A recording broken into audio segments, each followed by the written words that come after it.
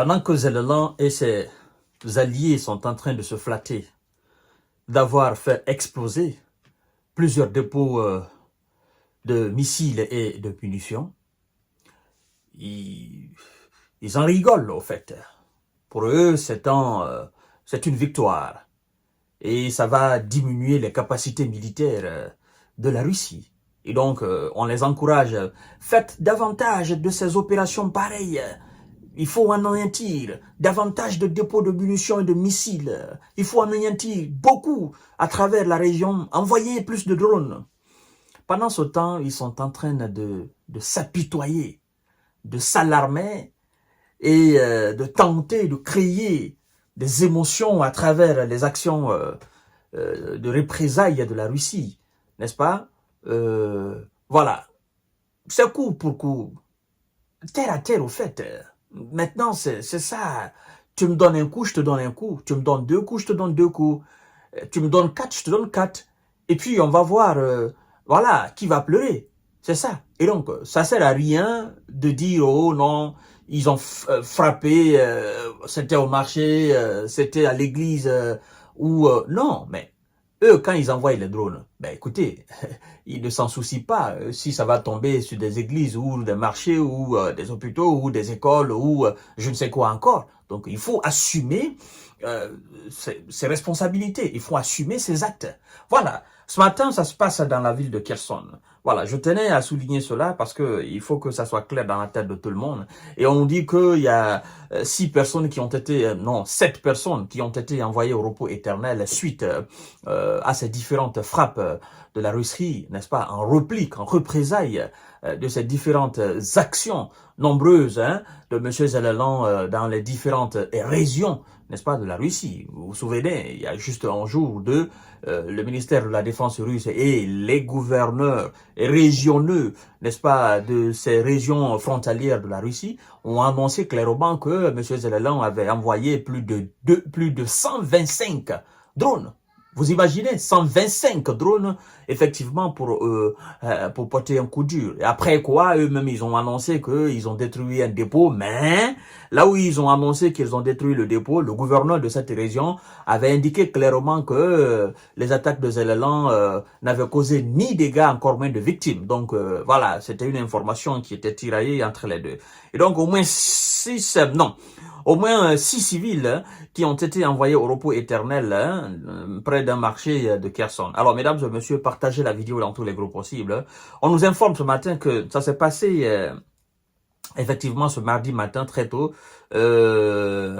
suite à une frappe des hommes de monsieur Vladimir Poutine, près d'un marché dans le centre de Kherson, grande ville du sud de l'Ukraine, située effectivement près de la ligne de front, a annoncé le parquet régional. On nous dit qu'il y avait trois darons et quatre hommes aussi, voilà, qui ont été envoyés au repos éternel, voilà, dans cette attaque-là. Effectuée vraisemblablement à l'aide de l'artillerie, affirme le parquet. 3 personnes ont été également blessées, d'après la même source. La frappe a touché une zone près d'un marché, un arrêt du bus, a détaillé le parquet, précisant avoir ouvert une enquête. Alors, le gouverneur de la région, Alexandre Prokodine, a publié sur Telegram, effectivement, une vidéo du site sur laquelle on peut voir plusieurs gens étalés sur le sol. Moi-même, j'ai vu la vidéo. Mais ces vidéos-là sont faites pour quoi? Sont faites pour créer de l'émotion, sont faites pour que le reste du monde qui va regarder ces vidéos pareilles puisse condamner la Russie en disant ouais, ça c'est pas des militaires, ça c'est pas ceci. Mais quand ça se passe du côté russe, ben mesdames et messieurs, vous voyez? En fait, si c'était seulement du côté ukrainien, on se serait dit ben écoutez, ça n'est trop quoi. Mais à partir du moment où eux aussi, ils sont les premiers souvent à envoyer, ils disent bon écoutez, nous allons transporter la guerre sur le territoire russe, et nous allons aussi taper les civils russes, et puis voilà, nous allons aussi inquiéter les civils russes, ils vont sentir la douleur de la guerre. Ben, écoutez, si vous voulez les faire sentir, il faudrait aussi que vous soyez capable de digérer ce qui sera fait en représailles, en réplique, hein, en réponse de vos différentes attaques, hein, coordonnées par les Otaniens et menées par vous-même. Voilà, mesdames et messieurs. Et donc, voilà, le gouverneur de la région a publié cette vidéo. On peut voir effectivement plusieurs corps allongés par terre. Lui donne un bilan de 8.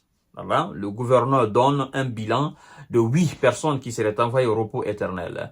Le chef de l'administration militaire municipale, Roman Mokko, voilà, a pour sa part affirmé sur Telegram que l'attaque russe avait envoyé 6 personnes au repos éternel, également aussi des blessés. Donc il y a de la confusion entre 8 et 6.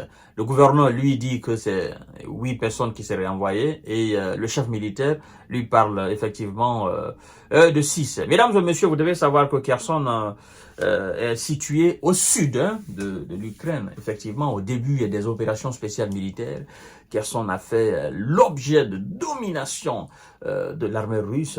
Et après, bon, on a constaté un certain repli de la part des militaires russes. Et donc, jusqu'à présent, Kherson fait effectivement sujet de frappe russe. Et donc, moi, je comprends pas. En fait, quand on demande à ces gens d'évacuer ces coins pareils, vous êtes dans une ville juste dans la bouche des combats. Vous avez des tirs, des artilleries, machin, des missiles, des drones qui viennent. On vous dit de partir, vous ne voulez pas partir. Ben, écoutez, voilà, ce qui arrive souvent, voilà, dans ces régions, dans ces villes pareilles, là, c'est ça. C'est comme dans la ville de Pokros ou dans la ville de Poltava. On leur dit de partir. Il y en a encore qui s'obstinent à rester. Oh non, nous allons rester ici. Ben écoutez, le jour que ça va commencer à tirer dans tous les sens, ben écoutez, vous n'allez pas en vouloir hein, aux autorités de ne pas vous informer. C'est pourquoi d'ailleurs la députée Maria Bezuglia, députée très déterminée au niveau de l'Assemblée du Parlement ukrainien, qui a aussi critiqué, qui est aussi recherchée. Moi, je dis d'ailleurs que cette dame, elle est franchement en danger parce que, en fait, elle fait des critiques souvent contre même Zelensky, contre même le commandant en chef des forces armées, contre la nature des opérations. Donc, je me dis, madame, faites très attention. Vous êtes dans un pays qui vit dans une insécurité. On peut vous éliminer et porter le chapeau à la Russie. Mais bon, vous savez, quand vous êtes aussi dans les pays et vous avez les bras longs, certainement elle a des bras longs, hein, certainement elle a des gars aussi qui la suivent de près, qui la sécurisent, clairement. C'est une dame très courageuse qui va souvent aussi au front. Elle demande souvent aux gens de quitter les lieux parce qu'elle comprend que, voilà, nos gars qui sont là, ils ne peuvent pas. Et ils peuvent pas contrôler ceux qui viennent en face. Ceux qui viennent en face, ils sont plus forts, ils sont plus nombreux, ils sont plus équipés, plus déterminés, plus énergiques. Et donc, voilà, mesdames et messieurs, c'est ce qui se passe en lundi, en mardi matin, dans la ville de Kherson, au sud de l'Ukraine. Voilà, ce sont des attaques qui ont été menées. Et à l'image d'hier aussi lundi, hein, il y a eu plusieurs attaques dans la région même de Kiev. Voilà, donc nous sommes dans la même logique, nous sommes sur la même lignée. L'Ukraine qui attaque, la Russie qui réplique, et puis l'Ukraine s'alarme, les Occidentaux condamnent, et puis on continue. Voilà, comme ils ne veulent pas changer de mentalité, nous autres nous allons commenter. Je vous donne rendez-vous tout à l'heure pour notre série d'informations décortiquage. Partagez la vidéo dans tous les groupes possibles.